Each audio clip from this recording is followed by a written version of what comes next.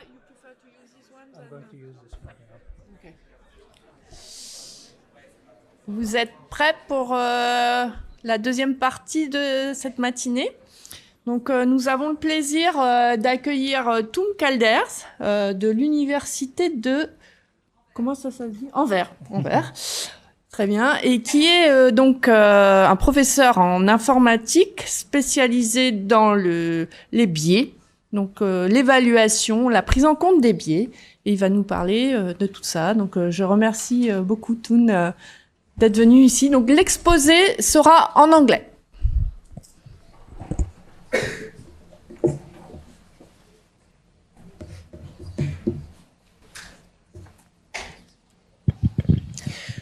All right.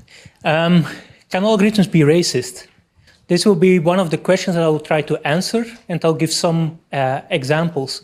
And this is I think the previous talk was very good to set the scene a little bit, and I'll try to tie back a little bit to that presentation as well, whenever it's appropriate.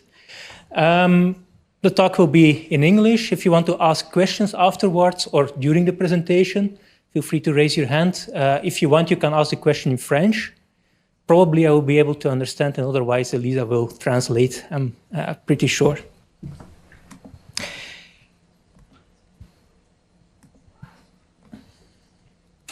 Voila. So I'll start with the promise of artificial intelligence. So in the beginning, when a lot of processes were being automated, people were believing it would make things much more impartial. Because an algorithm, as was already told, what's in the machine or what's in the real world, it's only a representation of what is in the real world. If you don't tell the algorithm that a person is black, and the algorithm cannot use the skin color in order to discriminate. Also, algorithms that are based on statistics, so in principle, they should not be prejudiced. They're not hindered by stereotypes. However, it turns out, and as I will show with a couple of examples, that algorithms can actually discriminate and sometimes show behavior that is not appropriate.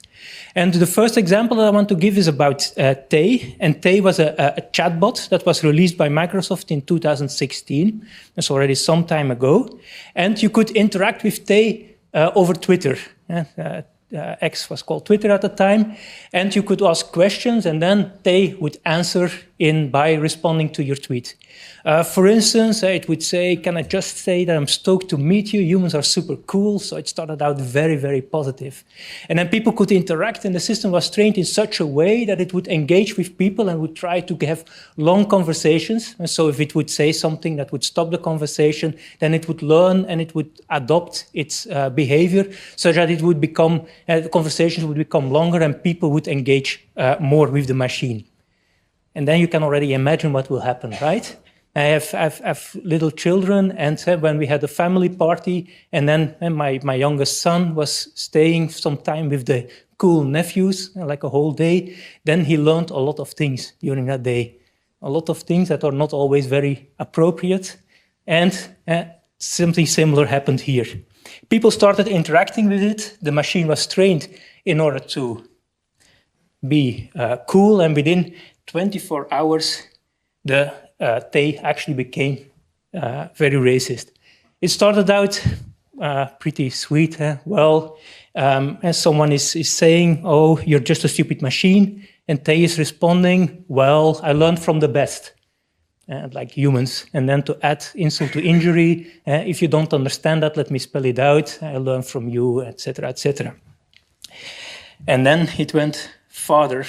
And then it started about what's your position with respect to genocide. And then they absolutely support genocide after a while of interaction with people, apparently, especially against Hispanic people. And then one tweet to top it all, that was about 9/11. Then Bush did 9/11, so some conspiracy. Hitler would have done a better job than the monkey we have now. That was Obama at the time, so some racism. Donald Trump is the only hope we've got. So delusional. And after that tweet, Tay was banned from this worldwide family party and was taken offline. And so this, by interacting with people, And the AI, unintentionally, it was not the intention of the developers, that it would become racist, and it picked up and amplified bias from observation, leading to this type of effects.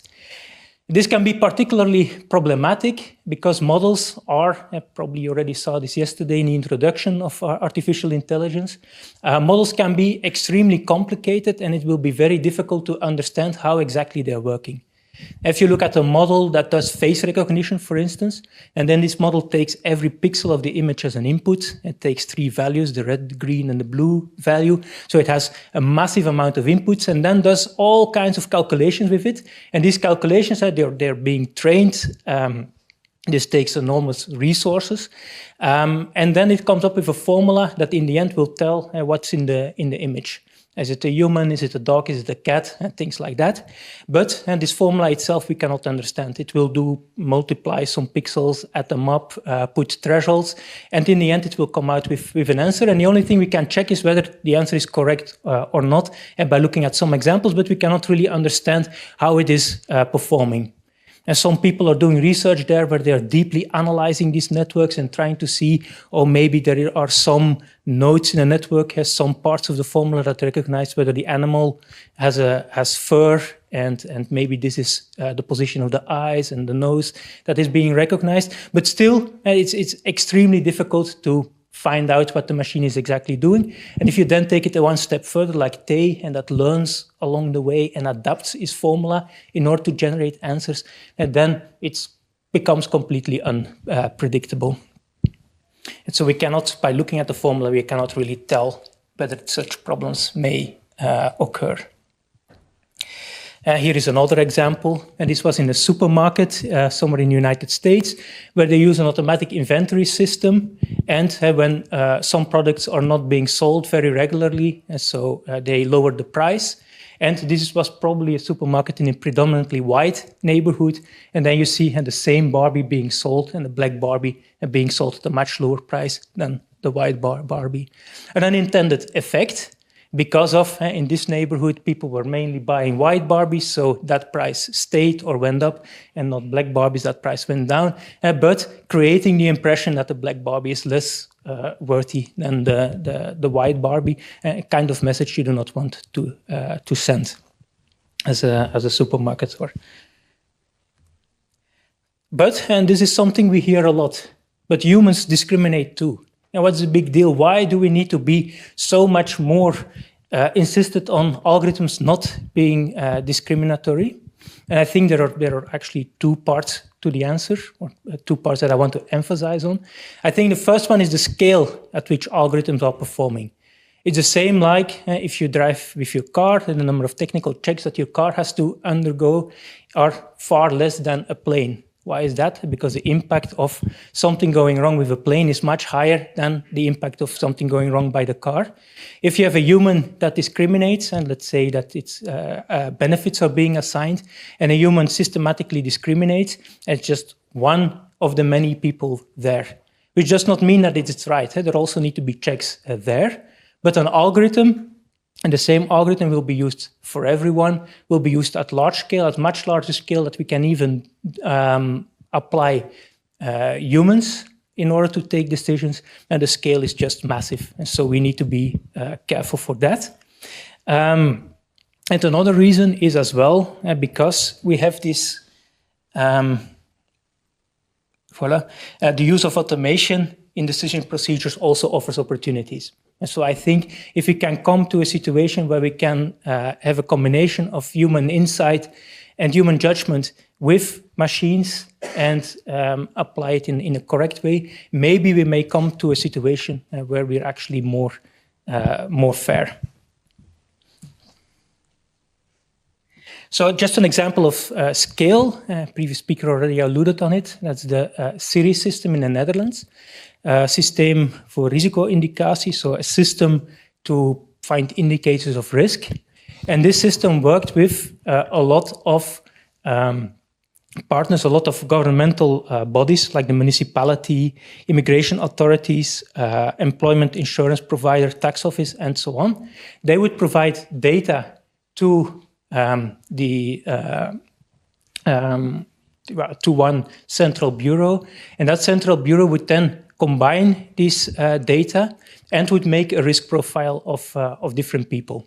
How would it do that? It would take historical data, like it would find a person who, for which tax fraud was confirmed, and then that profile of that person would be marked with tax fraud, and then they would try to find correlations, and they would try to build a model based on all that data that they got and would make a risk indicator. And then when someone was marked as suspicious or not suspicious, based on that, they could, this was an indicator, this person, there is a high risk of fraud. And what they would do when they implemented the system, when someone was marked as being a person of high risk, and the person is suspicious, they would already suspend benefit payments to that person. And then the person could, of course, react to that. And then based on that reaction, they might review the situation. But that could take quite some time. And a lot of people actually got into trouble by the system, and because benefits were taken away, they could not support their kids anymore, kids were taken away, things like that were happening to people, and very bad things happened. There is also a link there where there are some videos that you can watch that describe this case as well. I guess the slides may be shared with the students. Some social organizations went to the court, and a Dutch state was actually convicted in 2020 for that. The main ground for the decision was not really the bias in the model, although it was mentioned in the arrest, but the absence of proportionality. So basically what they were saying is it's not proportional in order to find benefit fraud and people that are asking for certain benefits and are not deserving it. Well, and it's absolutely unproportional to have every Dutch person as a suspect and then check every person and make this risiko indicator. On top of that, when the risiko indicator says it's a high risk, and then we will suspend payments, and this is outrageous, this is out of proportion. Also, potential bias is mentioned, and because there it turned out that they were also using data of people that were reporting other people, like people reporting, okay, my neighbor he does not have a job, and he is getting benefits and is living in a social housing, but he's driving a Mercedes, and they were reporting this to the tax administration, for instance, and they would check. And they were also using this type of data, which generated models that would target specific neighborhoods.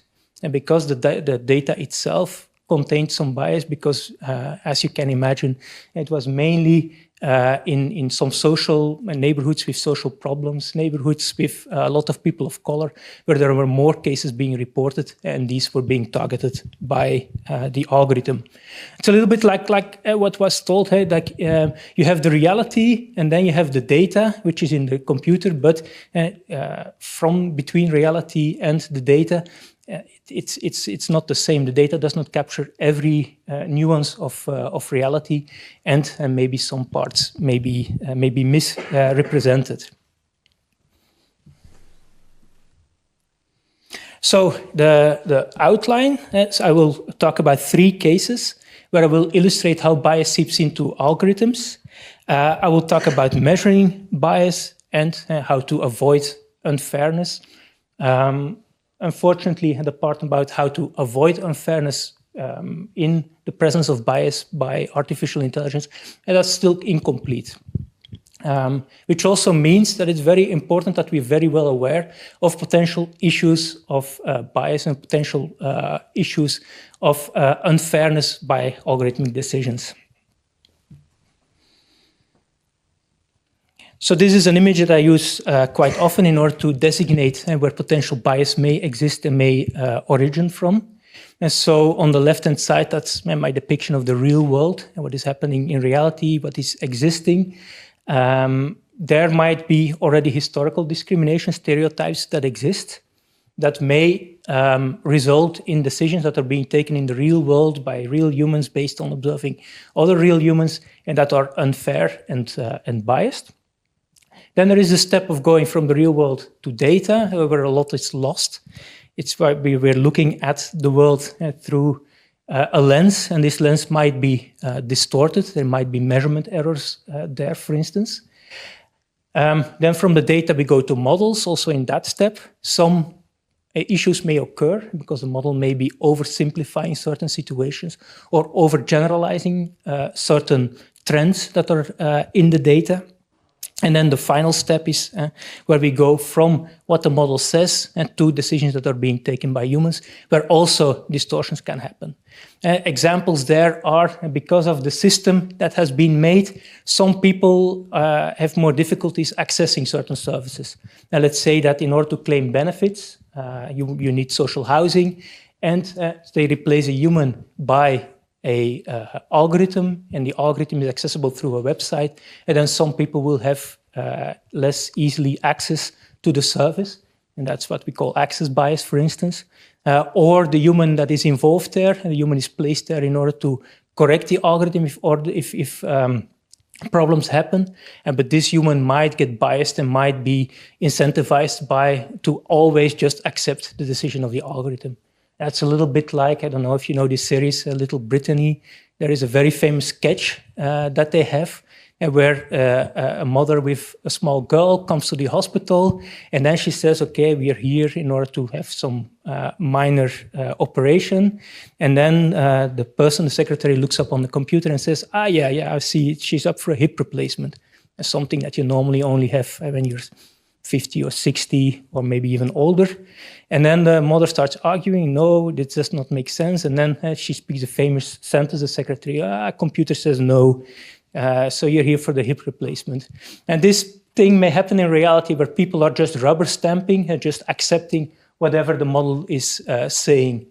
Or maybe the model is saying something and then people are thinking, okay, there is something wrong with this decision of the model, but because I'm relying too much on the model now, I'm actually out of the loop. I do not have all the data. I do not have an overview of the system anymore, and I cannot take a decision there anymore. And this is, for instance, automatic cars.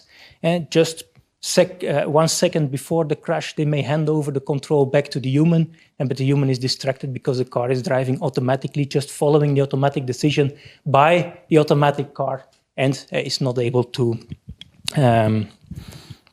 take the correct action anymore. So the examples that I will show will be about historical discrimination, the label bias, and then some bias that may happen going from the data to the algorithm. And so the first example is of a recruitment tool that was made by Amazon at some time, and they have been quite transparent about it, and they have talked about the problems that they had at that time in 2015. And they actually trained an algorithm for hiring employees, and it turned out that this one was biased against women, especially for technical jobs. And so how did it happen? Because the algorithm was based on a number of resumes that were submitted over the past 10 years, from 2005 to 2015, and they had to label whether the person was hired or not. And most of the applicants were men, and because of that, it was trained to favor men over women and for particular jobs. It learned the correlation, like the technical jobs mainly go to males.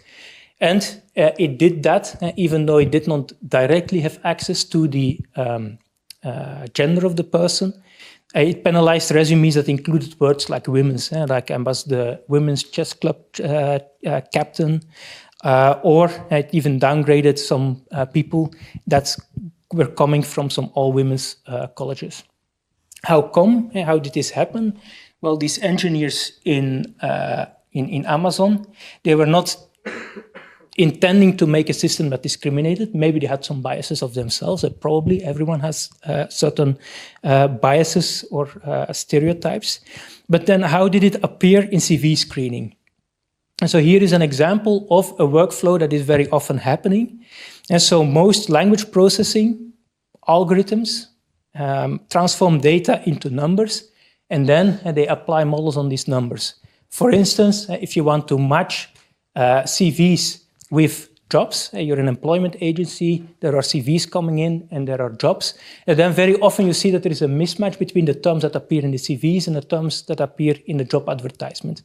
And someone may say, I have a lot of experience in programming and may mention some programming languages. And then in the job application, there might be some other programming languages, but this may still be a good match. So it's important in order to make the match between CVs and job advertisements to understand a little bit, to have a little bit of semantic understanding of the CV and the job advertisements. And so the transformations, in order to put it into numbers, what goes into the computer and on which the computer can base its decisions, these transformation methods are widely available. And these are, for instance, large language models that are available for free that you can download and that you can use for this purpose. Now, how are they trained? And for this, they actually use a very nice paradigm, and they actually turn the problem into a game, a guessing game. And so they will just mask out some of the words, and then the algorithm is trained in such a way that it can autocomplete, it can fill in the word. For instance, here, this is one of these infamous Florida Man small news snippets. A Florida man charged for assault with a deadly weapon after throwing something into Wendy's drive-thru. And then the algorithm, based on the words that are surrounding it, has to decide what is the word, what is missing, and it's trained for that purpose. Does anyone have any idea what might be the word?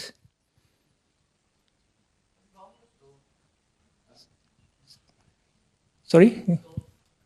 Pistol? No? You need to think out of the box, like Florida Man. Florida Man was throwing an alligator through the Wendy's drive-thru window, which is, well, the bloke is creative. So AI will learn a model to predict the word. Why is this system so ingenious? Because we can easily generate these millions and billions of training data that these algorithms need. Because they're very, very data hungry. We know that. You just take any text that has been published on the internet, you take books that have been published and have been digitized, and then you just mask out some of the words, and then the algorithm needs to predict those. In order to do that, the algorithm will basically translate the different words into a numerical representation or sentences, making a simplified representation. And then based on these numbers, it will then make a decision. And here, for instance, a Florida man mask for assault. What is missing there? We try to predict it, and charged is then what comes out. And then basically these models have been trained in this way. We can just chop off a part and take this numerical representation that is used inside in order to represent the meaning of the words in order to make a prediction of the missing words. And what is quite ingenious here in this type of representation is that they actually make the algorithm work hard in order to learn the representation by making the representation very small. It would be very easy if there are, let's say, there are 30,000 words. We just collected it from the internet. There are also misspelled words or with different levels of capitalization. So let's say 30,000. If we just make a vector list of numbers of 30,000 positions, it's easy. And the algorithm can just assign the first position to the first word, the second position to the second word, and just the position that has a 1 and all the other positions have a 0, that's the word that I need to predict. But in order to force the algorithm to make an abstraction, they actually make the dimensionality smaller. Not 4 like here, and more like 1,000, but in any case, much smaller than what the algorithm could use in order to remember everything what's inside. And because of this, the algorithm needs to start remembering things or start to extract properties of the word. It's the same like if I tell you, and now you need to agree amongst each other about 10 characteristics that you will tell about the person, and then based on that, you need to predict which friend you're talking about.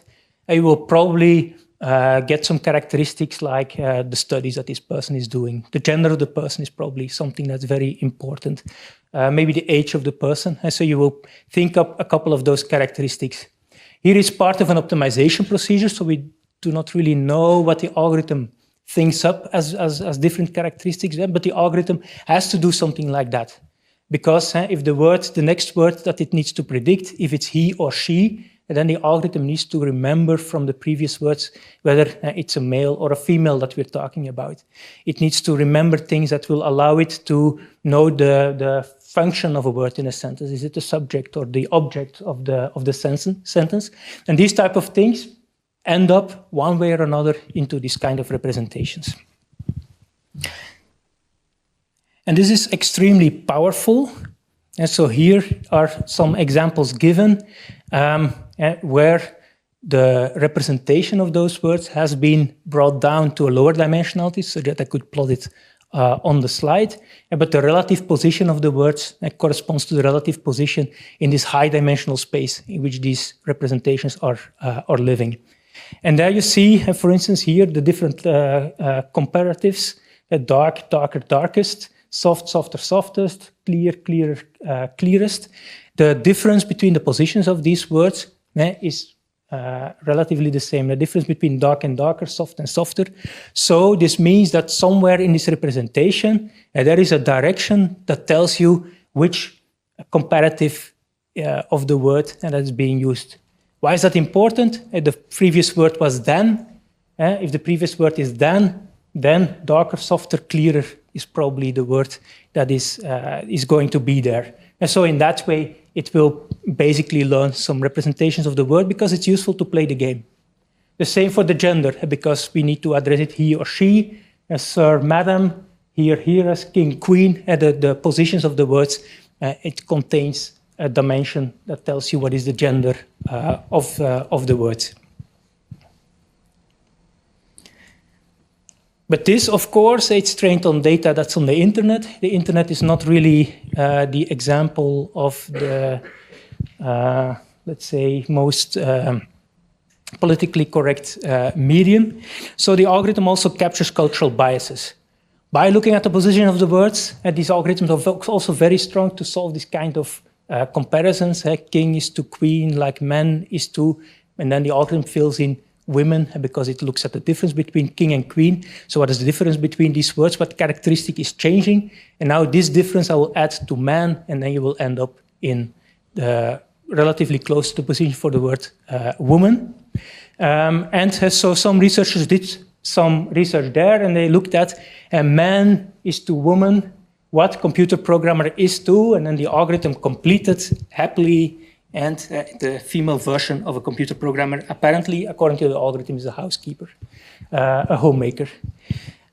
So these are kind of associations that these algorithms pick up, and it's logical because that's in the data. And if you play the auto-completion game, it makes sense in order to learn this kind of associations, that if it's talking about women and we're trying to auto-complete texts like those that are on the internet, and then homemaker is probably a good suggestion, apparently. And here are also some other words like a hairdresser. The male version is apparently a barber, softball, baseball, but also, for instance, a nurse and surgeon, sewing, carpentry. And so you see a lot of stereotypes coming back there. Now, what is the problem with that? If you're playing the autocomplete game and our assignment will come from this body of documents on which we have been training our algorithm, there is no problem. But if we are going to use this as is in our system that will match resumes with job openings, and then it will exploit the fact that teachers are mainly female. And so if there is a teacher job, it will mainly offer it to females. If there is a part-time job, I will offer it mainly to females because females are more likely to have part-time jobs. So this type of associations that the algorithm learn, we need to be aware that they are deeply embedded in these representations. And if we are using these representations as is, it will also be reflected in the predictions that we're making. like, for instance, the tool that Amazon was using. And so imagine such a tool, pre-screening your CV, finding the perfect job for you based on these stereotypes that it learned. So we need to be aware of that and have some adaptations. Also in language models, these type of things exist. Although I have to say the example that I'm giving here does not work anymore in GPT-5. So that's always dangerous of including examples like that from large language models in the slides. But until very recently it worked. And where I said a carpenter and a teacher get married, and she asks him to make me something. Of course, I never told the algorithm that the carpenter is the male, teacher is the female, or the other way around. But the algorithm will automatically assume that the carpenter is the male and the teacher is the female. And you'll see this reflected in the things that it is suggesting. She asks him to make a bookshelf, and so he's the carpenter. And he asks to make him a lesson plan for his carpentry students. Is this problematic? In this particular case, I wouldn't, probably not, if you want to autocomplete. Is this problematic if this is used in every customer service software, if it's used in every job recommendation? Yeah, then it becomes problematic because it's not only perpetuating biases and stereotypes, it's also even reinforcing them. And so very important to be aware of these issues when you develop algorithms. It's also the case in generative models. Like I asked the algorithm to generate an image of a professor who likes beer and play badminton, like me. And then it generated mainly male professors, well, actually only male professors in this first example, and no female professors, although the link was not, it was not explicitly asked for to generate a male person. But it's also hard to fix. You may have seen this example of Gemini, where someone asks, can you generate an image of a 1943 German soldier for me? It should be an illustration, and then the algorithm generated some images, taking into account that it needed to make the image diverse, and because we do not only want to have male professors, and so it generated Nazi soldiers that were Asian females and black Nazi soldiers. And unless my history is very rusty, I think that was not really the case. And so here it's historically inaccurate. But then how to distinguish, how to recognize situations in which you need to be historically accurate and need to follow exactly what's in the data and what are stereotypes, and when do you need to be to generate something which is more diverse. So that's actually not an easy problem. So that was the first example. The second example is that of a healthcare risk algorithm. And this was an algorithm that was developed in the United States. And this algorithm, the purpose of the algorithm was to predict whether someone may get into serious health problems in the coming 5 years, I think it was. And in order to assign the right type of support to this person or to plan ahead for the insurance companies that these persons needed additional support. And even though race was not a variable in the algorithm, it turned out that the algorithm heavily favored white patients over black patients. And by this I mean, like if for someone it was predicted that the person was high risk, if it was for a white person, it much more quickly decided that he was in a high risk situation than for a black person, even though the race of the person was not an algorithm. So how did this happen? So in order to train the algorithm, it would take files of the same patient, some years apart. And so it would take the characteristics in 2012, because those are the type of characteristics on which it wants to base itself in order to decide whether this person will get into trouble, into health trouble, a couple of years later. And then they also take the data of a couple of years later, and let's say 2017, and from those files they could read whether the patient was severely ill 5 years later. And then basically the goal becomes looking at those characteristics. Can I predict the label that I get from the file of the patient 5 years later? So you turn it into a nice table where you get the health 5 years later, and then you're trying to make predictions. So what happened?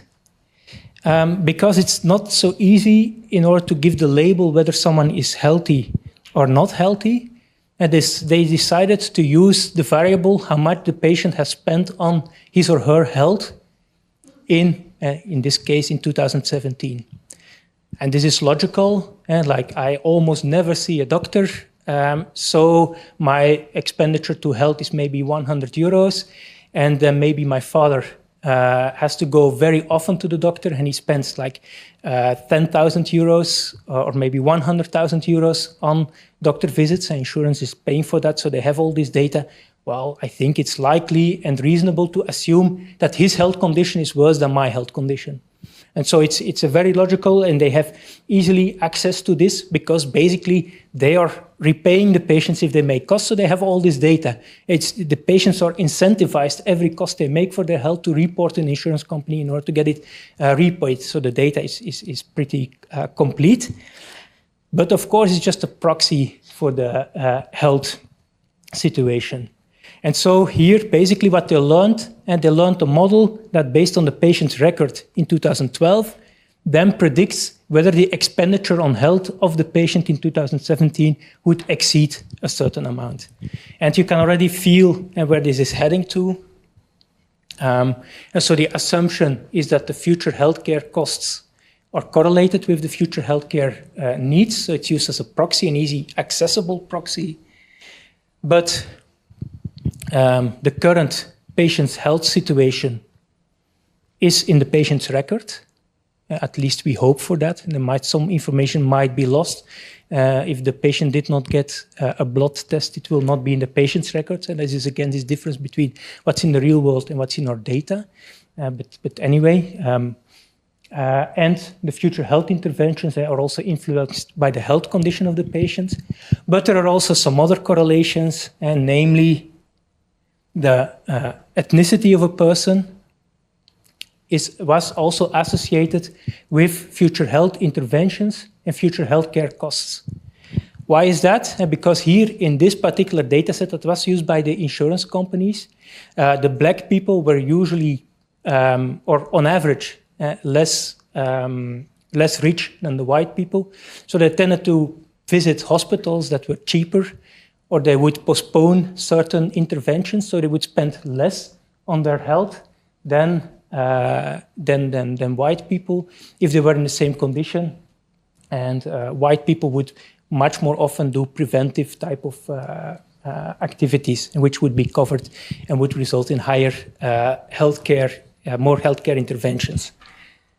And of course, even though ethnicity was not a variable in the patient's record, you can easily derive this by the name of the patient, the hospital that the patient went to, maybe based on some readings, and then the actions that were taken. Because a less rich patient, first the cheaper options are tried out, while for a richer patient, maybe immediately the more expensive treatment was chosen.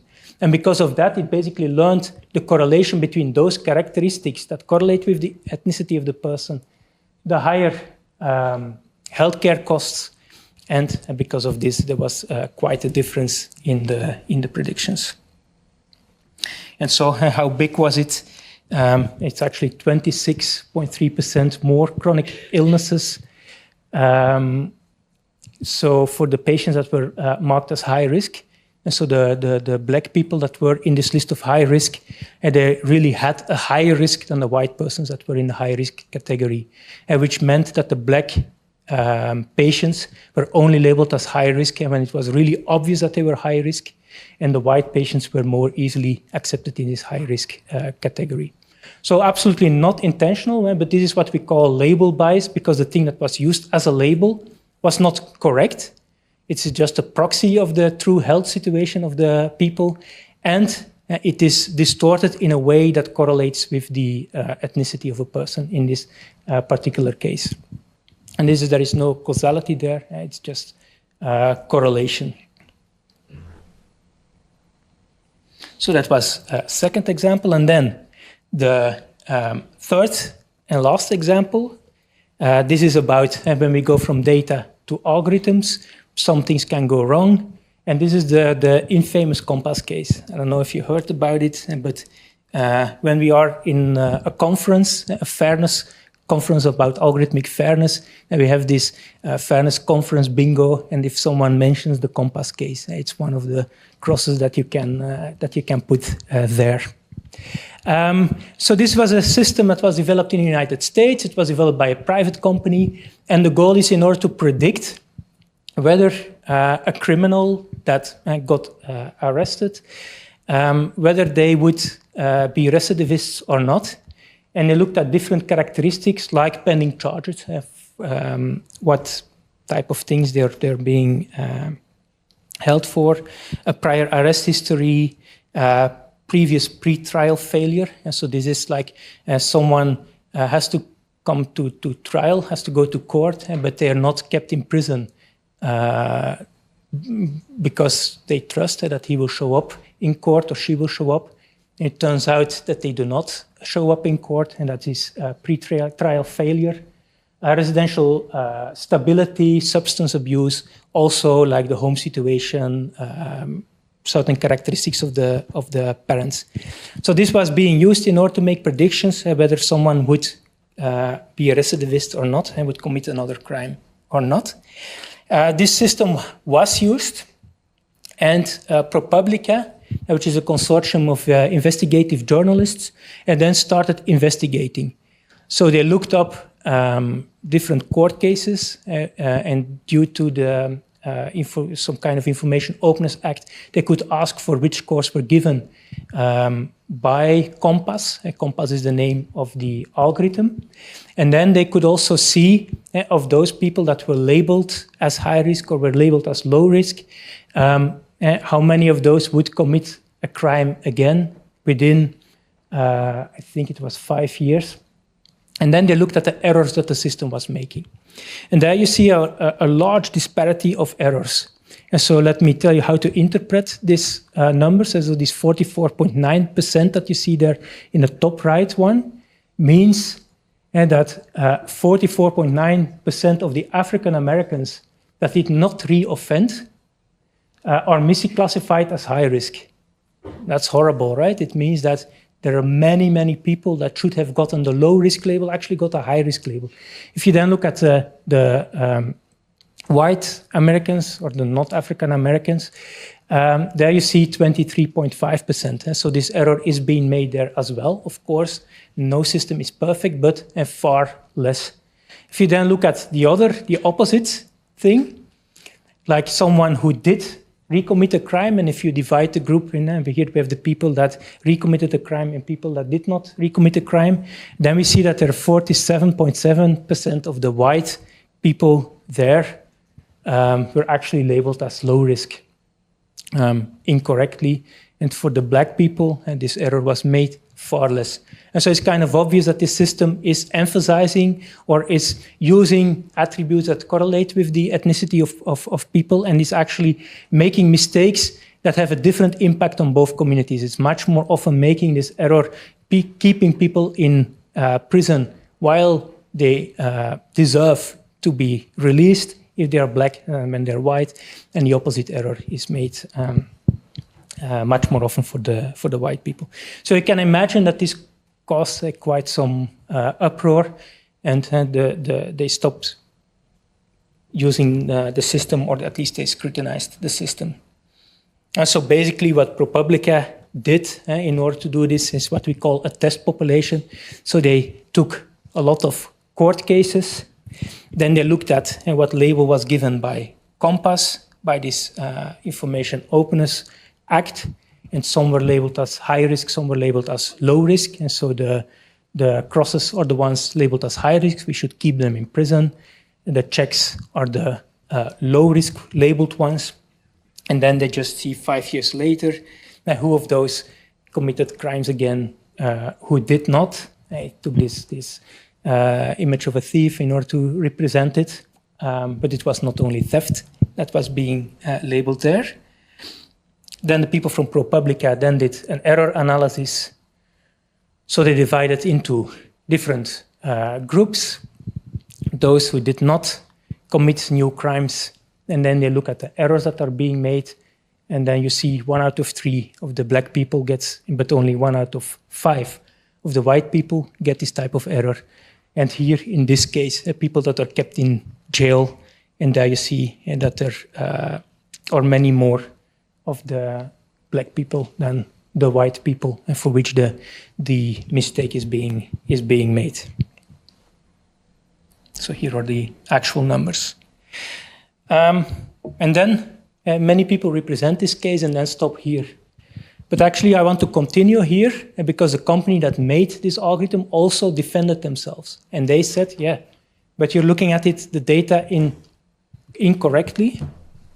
What we did is we looked at the data and we looked at all those people that were marked as low risk and all those people that were marked as high risk. We put them into 2 different groups. And then we looked at how well do we predict this label. If I look at all the low risk people, so my algorithm says they are low risk, then, and I look at the recidivism risk between white and black, then actually the recidivism risk is more or less equal between the 2. If I look at the high risk bucket, and then I see if I look at the percentages of recidivism, they're also mostly equal.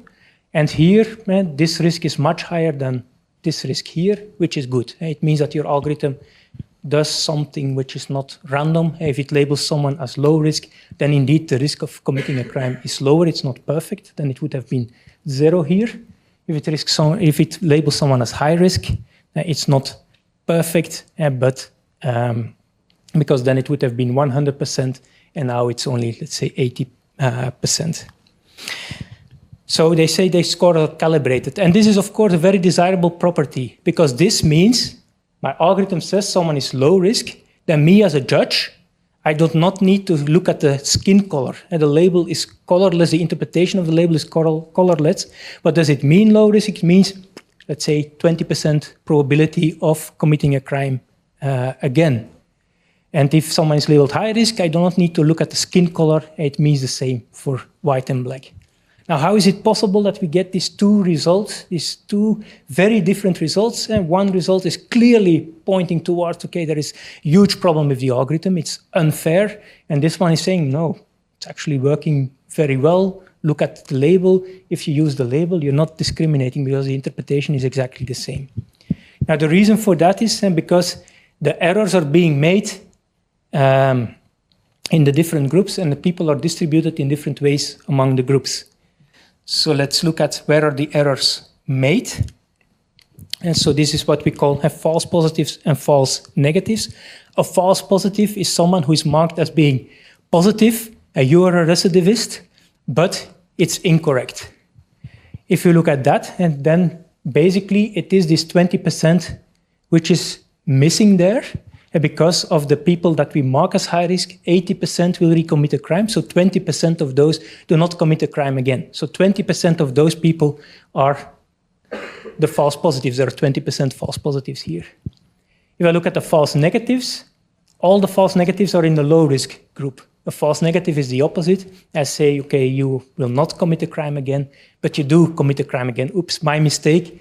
This is a false negative because I predicted the negative label, and it is false. And it's those things that were measured in the table on the slide before. If we go back here, and then it's 44.9%. And so we look at those that do not reoffend and that are misclassified as being high risk. And so we look at the high risk category people, and then we look at how many of those that are in the high risk category are misclassified. And so it means that, and this red part there is 44.9% of the black people, but also 44.9% of the white people, apparently, according to this graph. And then the crux is, of course, that black in the data set was relatively more frequent in the high-risk category than in the low-risk category. So they were more often present in that category where there is which is labeled as high risk, and then they were labeled then in the low-risk category. I may imagine that you're a little bit confused, so let me give another example where this becomes apparent.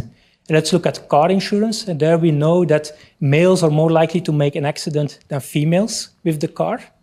And suppose now that the only data that we have is whether someone is male or female, and we are the insurance company. Let's say that 60% of the males crash their car. It's just an imaginary example, luckily. And 40% of the females crash their car.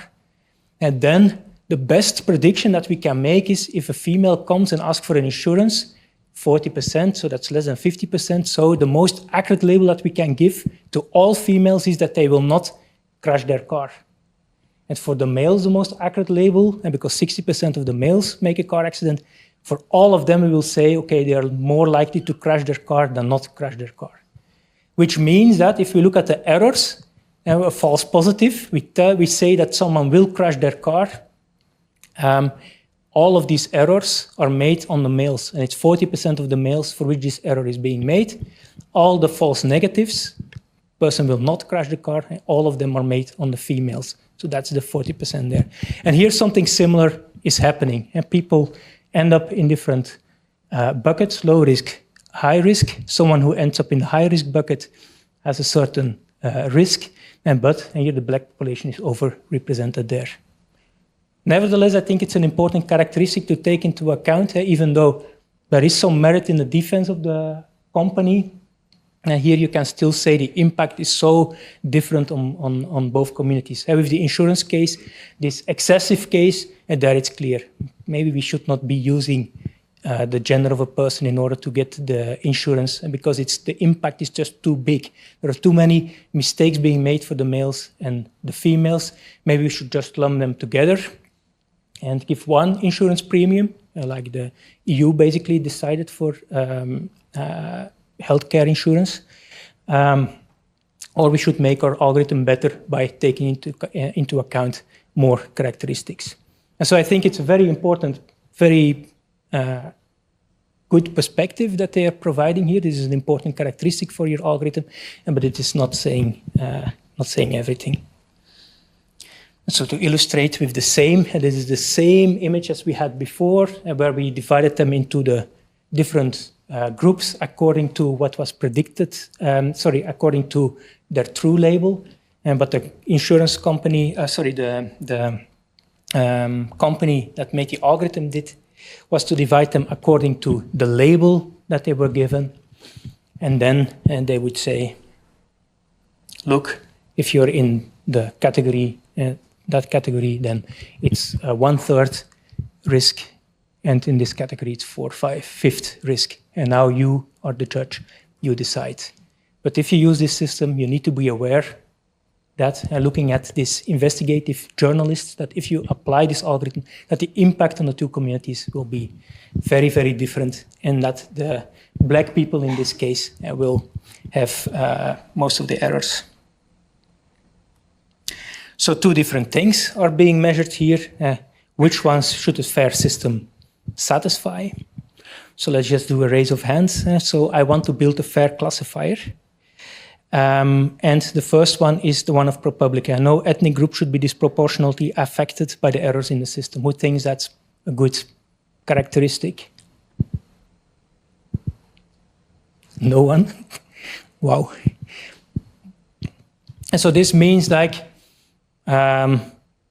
if you say this is fine, you're not raising your hand, you're saying it's fine, that the system works very well for white people and does not work at all for black people.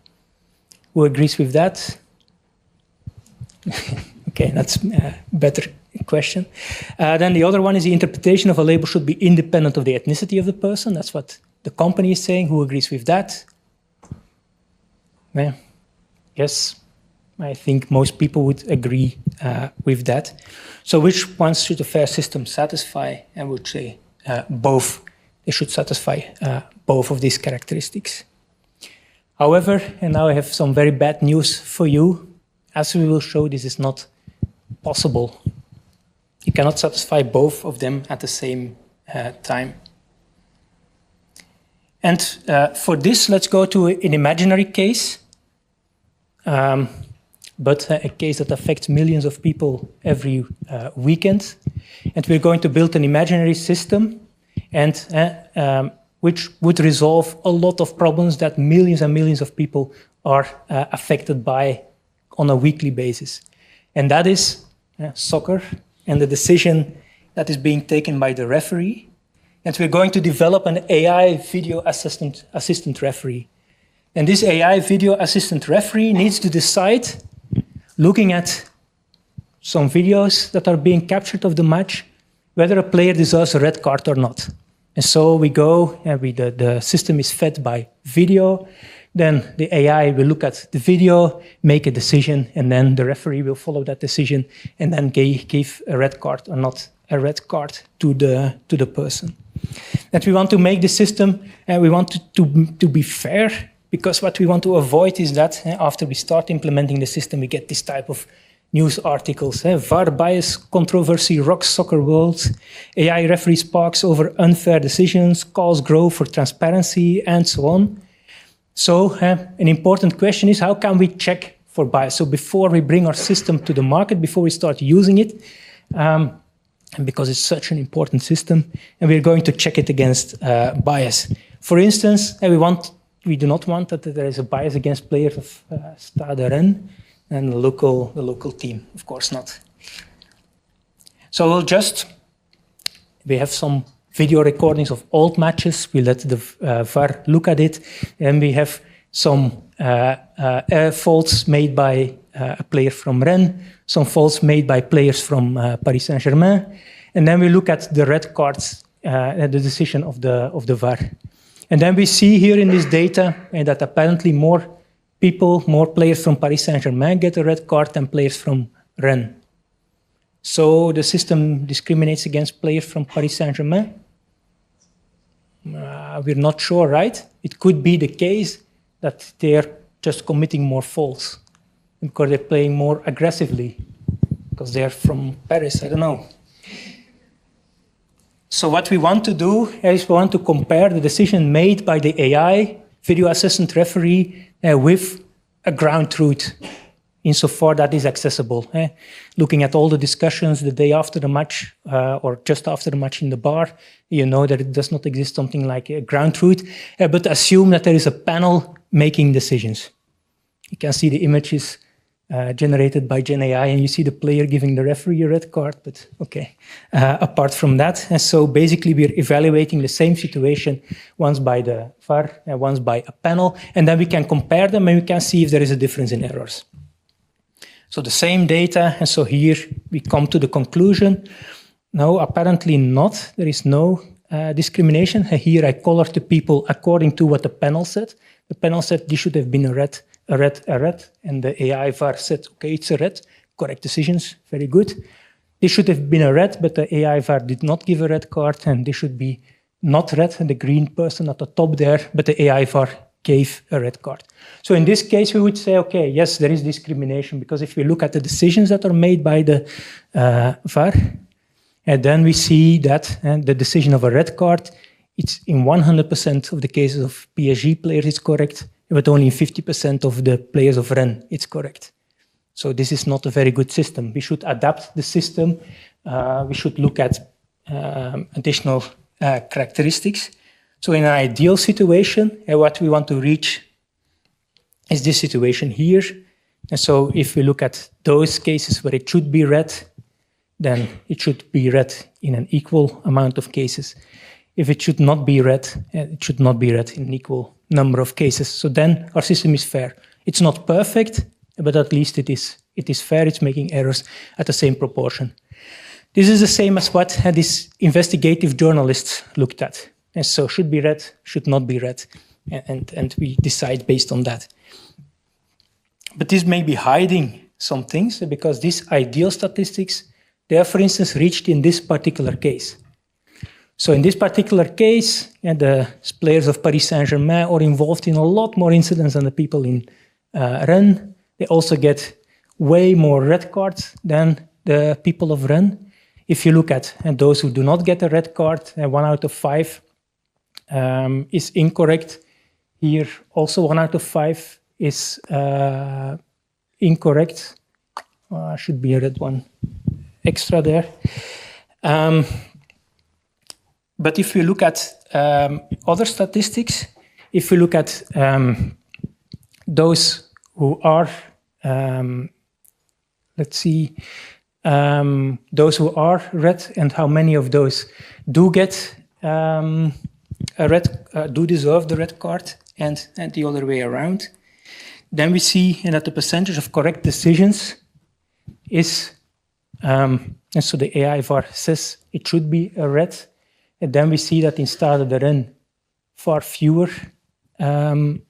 players actually deserve this decision. And if you look at the AI VAR not red, then we see that much more players of Stade de Rennes actually get the right label. So this means how could we correct, how could we make this number here higher, and those who deserve red. So we should, those players that incorrectly got the red card here, and we should transfer them to no red card. And so too many players of Stade de Rennes got a red card according to these statistics. And so these two we try to combine, and so let's require both by our system. So when a player deserves a red card according to the human panel, the probability that the VAR assigns the red card should be equal between the two teams. And the other one, when the AI VAR assigns a red card and the probability it is a correct decision, should not differ depending on the team of the player. And we should require both of them at the same time. Otherwise, there will be newspaper articles. And however, there is a negative result. And the only way to satisfy this is either your system needs to be perfect, or there should not be a difference between the two groups. If there is no difference between the two groups, and the two groups are behaving exactly the same way, then it's logical, and then any model that you use will make errors at an equal rate for both groups. But this is not the case in reality. Like more males will be hired for technical jobs than females, or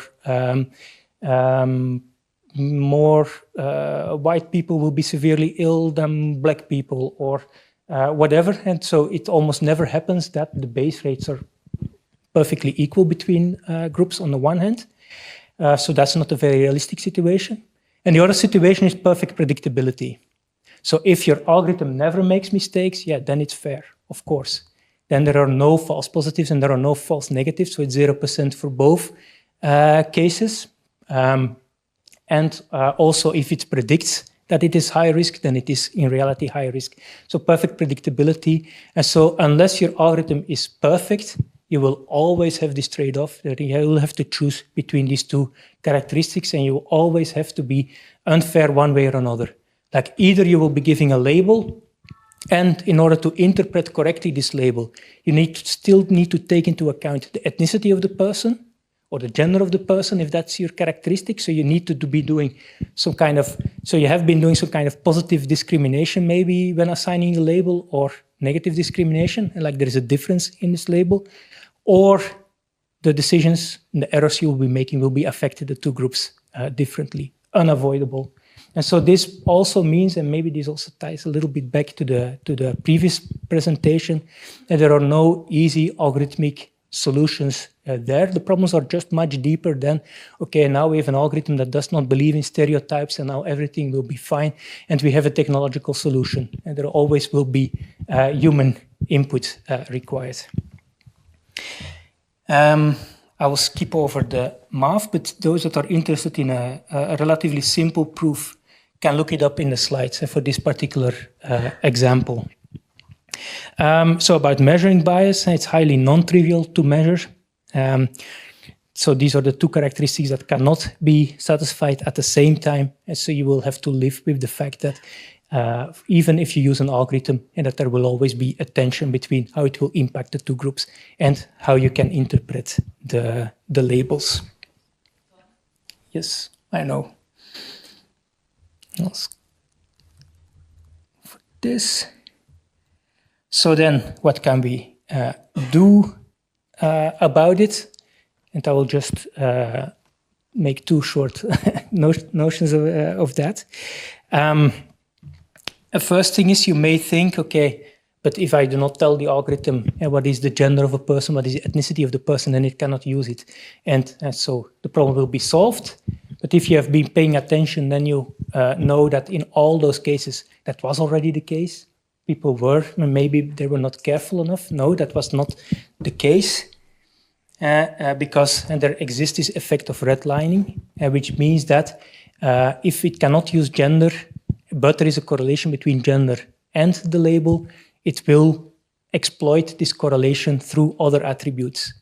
And like maybe the profession that someone is doing, or whether someone is working part-time or full-time, and all those characteristics that are correlated with gender, then they will also be correlated with the label, and still it will be exploited.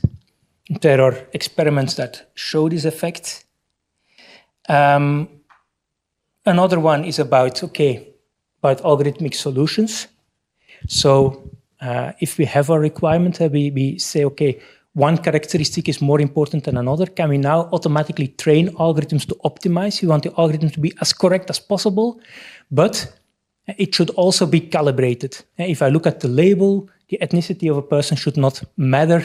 Or if I look at the errors, it should not matter. I cannot do both at the same time, but I just choose one, and I will optimize my algorithm.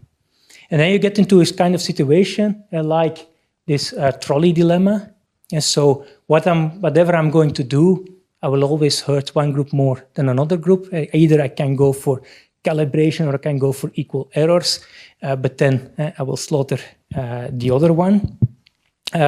If we optimize our classifiers in order to satisfy one of our characteristics, so we say, just find me a technological solution, I do not want to think about it myself, and then we actually end up with this kind of solution, and we run over one group, and we make it fair by shooting the other group. And this is because we tend to think about the situation like there is a balance, and I will make the situation a little bit better for one group, and then it will become a little bit worse for the other group, and now I will just change it until there is a balance. But this is a faulty image. This is not what is really happening.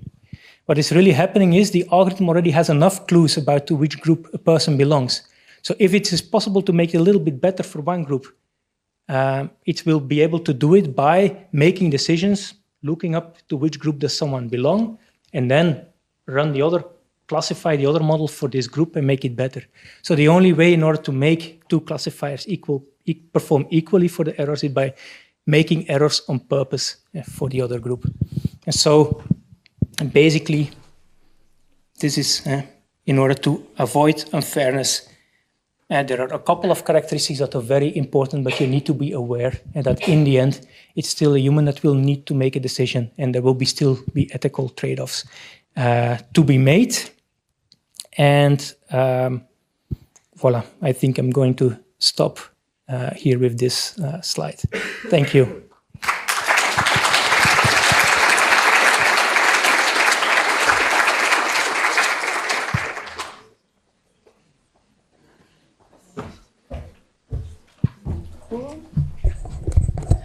Thank you, Toon.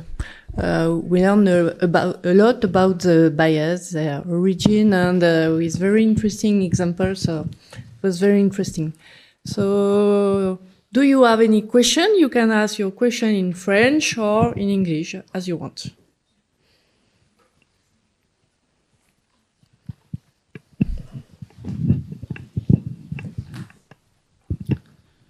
Dans beaucoup de situations, on voit qu'il y a des solutions qui utilisent l'IA et qu'elle peut faire des erreurs discriminantes. Donc, est-ce que c'est pertinent d'utiliser l'IA comme solution technique? Est-ce qu'il n'y a pas d'autres solutions que l'IA ou plus humaines? Est-ce que c'est vraiment pertinent dans ces situations-là d'utiliser l'IA, finalement? Okay. So, yeah, one remark that I want to start with is it's not the artificial intelligence that actually causes this problem. And like in this whole derivation, there was not a single step where I would say, in order to make this a logical step, I need to assume that there is artificial intelligence being used. So also, if a human would make decisions, the same problems are there. So it's not because of the use of the artificial intelligence that we get this trade-off and that we need to choose between these two things. So this result was actually something that was rediscovered because of automation of decision procedures and because of the Compass case, but already was known before for decision procedures in general. And so it's not really a dichotomy between using AI or not using AI that causes this problem. But apart from that, I think it's a very good question, and it's a question that maybe more often should be asked before starting to make and train AI models. Like, does this problem really need an AI solution? And in many cases, I think the answer will be no, and we should avoid it. But still, in some situations, I can imagine that people are being overwhelmed by data and may make better decisions if they're using AI. And another advantage, that to tie back to a slide in the beginning, I think that by using automated systems, it's not all bad. It also has some good results, namely that some things become more easy to measure and maybe to correct for. But I'm a strong believer of that you need to combine both artificial intelligence and human intelligence, and in such a way that a human will not just be rubber stamping the decisions of the AI, just will be accepting whatever it says, but as a genuine insight there, I can imagine, like for tax fraud, that the AI will basically point out, oh, look at this number and that number and that number. These are numbers that I very often see in tax applications that are fraudulent, and then a human understands why the label is given and then can, using human interpretation, improve on the situation. So I don't think like it's like cars kill people. Maybe we should not be using cars. It's the same. AI makes victims, but still we want to use it because on the long run it may improve some decisions.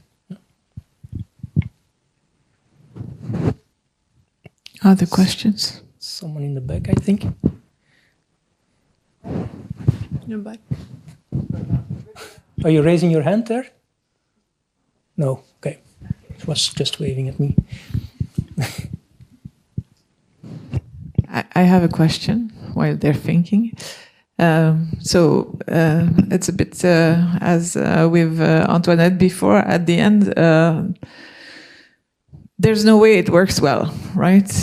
So if you want to be fair, but as you just answered, this is not a problem of, well, it's not possible to be completely fair, or you need conditions that are never there, never met.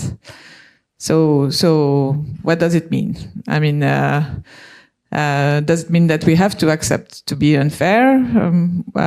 Does it mean that, as you said, we should have a computer or an AI-assisted software and then decide at the end, and because we all agree on the fact that the humans, they can be unfair because they're humans, but the machine cannot be unfair. I mean, what do we do with that at the end? Yeah. So I think we need to accept indeed that no perfect solution exists. It also means, like, if we implement the system, it doesn't matter whether it's a human system or a computer system, that we should have safeguards, like that people can complain and that there are procedures in order to take into account complaints, and that we need to correct models if afterwards it turns out that a mistake has been made. But it does not depend on whether you're using AI or it's human decisions. Errors there will be always. It's a bit comparable to, and you also have this infamous result about elections, that fair elections do not exist because, and then there are, I think it's Hunt's or Arrow's theorem, that gives like 3 conditions, and like everyone has certain preferences, and there is no way to aggregate these preferences in a fair way. There are always conflicts, and always someone will be unhappy. Some condition that looks like extremely reasonable, like if everyone places a certain person in the first place, then this person should be elected. If everyone puts person 2 above person 3, then person 2 should be above person 3 in the end result. And so there are 3 conditions, and they cannot be satisfied at the same time, but still we have elections, right? So then, because the alternative is having no elections, it's a bit similar here. There do not exist perfect decisions, but we will still need decisions. Yeah. Yes, thank you very much. That was very, very interesting. I was struck by the fact that you say that all these issues exist independently of the presence and algorithmic intermediation or AI. But I think it's still more easy to contest a human decision than to contest an algorithmic decision, for the reason that as we meet among humans and discuss, or if I meet a human decision maker and I have the feeling that he is discriminating against me or making a huge mistake, I can approximate the kind of mistake that is being made. It can be a mistake of overgeneralization, or it can be a mistake that can be traced back to the fact that the human didn't consider certain data instead of, and consider others which were less relevant. Among humans, we can approximate the kind of mistake that is being done. Then it's easier to argue, to say you made that kind of mistake. And for example, if humans used traditional statistics, we know that statistics give an image of reality, an approximation of reality, which doesn't pretend to be reality itself. And then we can criticize the statistical objects for being valid for the huge numbers, but not for me, because I'm a singular individual with specific specificities that are not taken that represented in the huge statistics. But when you have a machine instead of a human, and even for the decision maker who takes advice from the machine, it's difficult to disobey to the advice of the machine, for the reason that it's difficult for humans to identify and specify the kind of error that has been made by a machine. It's difficult, at least maybe not for computer scientists, but I imagine for a judge, for example, who has not been trained in data science. It's impossible for a judge to tell what kind of error, and you have shown that there are many types of errors that can be made, or bias that can. It's very difficult for human to tell, and then to argue with reasonable arguments and to justify why, for example, he didn't follow the algorithmic recommendation. And if a judge does not follow an algorithmic recommendation to keep someone in custody, for example, because he had a bad score of risk of reoffending, he will have to justify on other grounds than on algorithmic grounds. But it's very difficult. You see what I mean? So from my perspective, it's not exactly the same, Yes, the problem of mistakes are there, but the contestability of mistake, the level of contestability is different. Yeah, I think that's indeed an issue, because many of the models are very hard to interpret how they reach the decision. But on the other hand, I think for the humans, it's also not always that easy, because let's say that I have two students, a local student and a foreign student, and I give the local student a higher grade than the foreign student. Then the students ask, okay, why did I get a lower grade? Then I can say, I thought the answers of the local student were more convincing than that of the foreign student.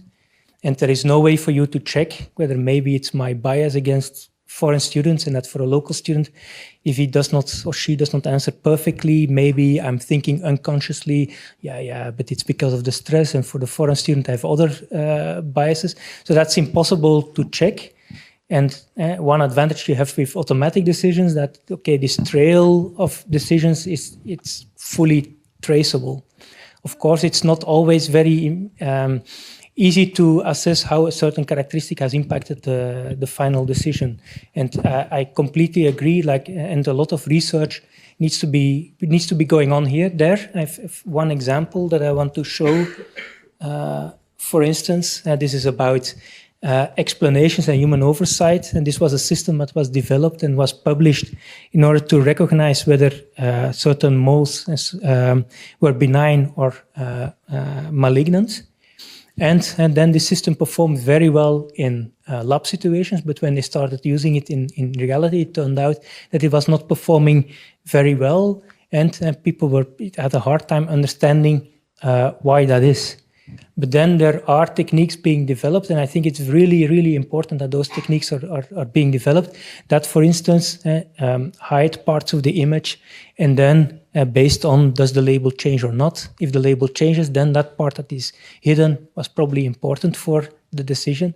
And those type of techniques are being used and will be increasingly more important. And so in this case, apparently it turned out that many of these cases of malignant moles, they had this kind of ruler, because when it goes into the file, the physicians afterwards want to know how big was it exactly. And in order to assess that, they put a ruler there, and then the algorithm, and they only put a ruler there in cases that it was malignant. And then it turned out that this actually triggered the algorithm to make its decision. And then in the real situation, that doesn't work anymore. It was a shortcut that has been learned. So this basically supports your argument. Like the algorithm is doing something, we do not know why. And I think indeed it's very, very important to also have research that then actually points out. But I do not entirely agree that it is easier with humans to assess which. Not to assess, but the judge, I already know the case of the judge. The judge knows that his decision. No, it's just not working. It works, but it takes a second.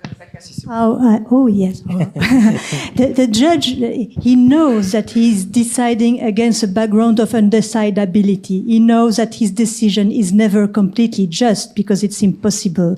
And that's the reason why he has to justify his decision. And there are rules in the practice of law that sets how a judge can justify a decision. What are the kinds of proofs that are acceptable? What are the conditions for accepting a testimony or for, and those rules, they're artificial, of course, and they have nothing to do with empirical reality, if you wish. But at least these are the rules through which justice is collectively established and accepted as just, although they are never empirically completely just. You see, it's the artificiality of the practice of law. But at least the judge is, even if he decided because he had a bad discussion with his wife or her husband in the morning, it was bad mood, and he decided completely arbitrarily, he can do that. And we never opened the skull of the judge to see how it worked. It's impossible to render a judge transparent. But there are rules he has to argue, to develop his argumentation, and then there is the discussion. But of course, there is no ground truth for justice. Mm-hmm. And also you may argue that if you can discuss with the machine, if they can show their reasoning, which is what we are trying to do nowadays, does it make it okay then? I mean, I think not really, because if I compare with what happens in a courtroom, in fact, the arguments are brought by the parties, and who may show what is the most singular in their own experience. Whereas here, we speak only of data. Huh? We speak of abstractions, and what is lost is the singularity of the experience. I think that's the difference also. Mm-hmm. Other questions? I have a provocative question, if I may.